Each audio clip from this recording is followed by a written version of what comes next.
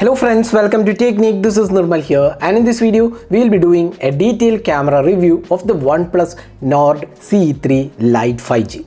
So OnePlus Nord CE3 Lite is the latest smartphone from OnePlus in the budget segment and is probably the cheapest OnePlus device launched in India in 2023, and it is the successor of the popular Nord CE2 Lite launched last year.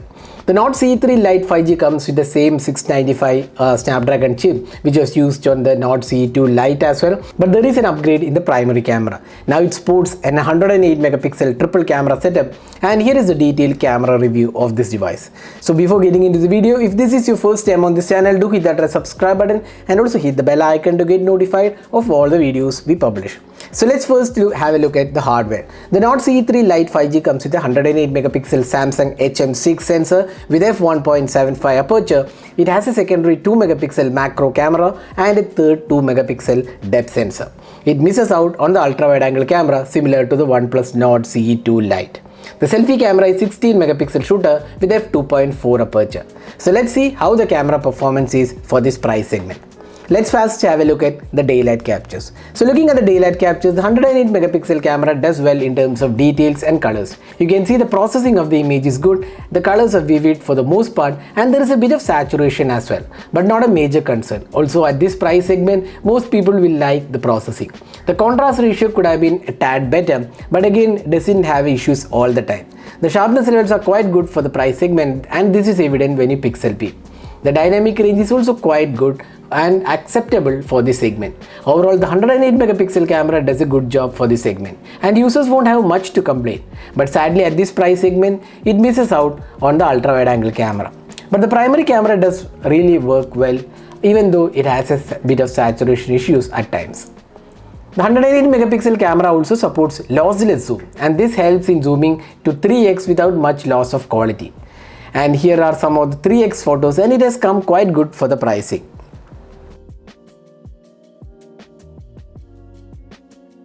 Moving on to the close-up images, here also you get good details, and the 108 megapixel camera offers good depth of field as well. The sharpness levels are good, and so is the detailing. The colors are also good, but again you can see a bit of saturation issues, especially with the greens and the reds. The primary camera once again delivers quite good details. Now the phone comes with a 2 megapixel macro sensor, and the quality is strictly decent. The images tends to be soft, and this is more or less expected from most 2 megapixel macro shooters. Colors are decent though.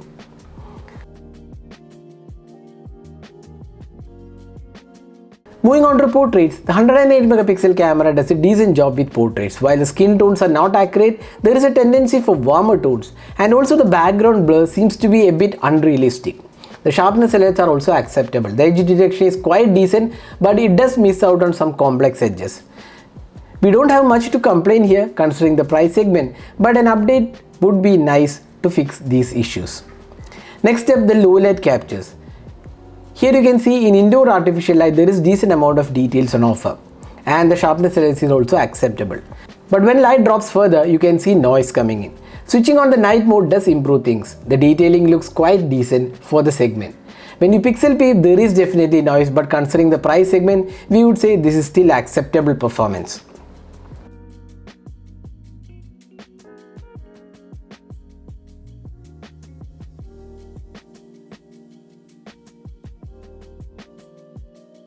Finally, moving on to the selfies. The 16 megapixel selfie camera does a good job with selfies. We really like the way it reproduces the skin tones, and sharpness levels and details are quite good, and the dynamic range is also pretty good.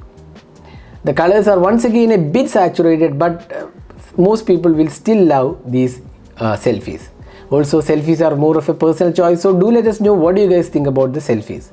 The phone also comes with portrait mode for selfies. Here again it is quite good with good edge detection. Moving on to the video recording, the OnePlus Nord CE3 Lite supports only one format, that's 1080p at 30 fps, since Snapdragon 695 does not support 4K. The colors are quite good and natural looking, and details are also good. The stabilization is good for the most part, but there is a jittery effect while panning. It's not very smooth while panning. The EIS is implemented decently well though.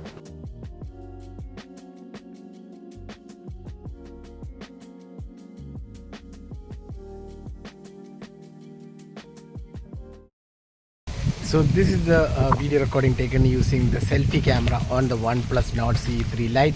So you can judge yourself how good the clarity of video is, and this supports 1080p video at 30 fps. So you can judge the quality as well as the dynamic range and the audio output. So that was the camera review of the OnePlus Nord CE3 Lite. So summing up, how does the OnePlus Nord CE3 Lite perform in terms of camera in the 20K segment? While the phone misses out on the ultra-wide angle camera, the primary camera does well in most situations and users won't have much to complain here. With good daylight shots, decent close-up images and good selfie experience, the OnePlus Nord CE3 Lite is a decent camera for what it offers. So what do you guys think about the camera on the OnePlus Nord CE3 Lite 5G? Do let us know your thoughts in the comment section. This is Nirmal signing off with a camera review of the OnePlus Nord CE3 Lite 5G. Hope you enjoyed watching this video. Do hit that like button and also hit the red subscribe button for more videos. Thanks for watching. Have a great day.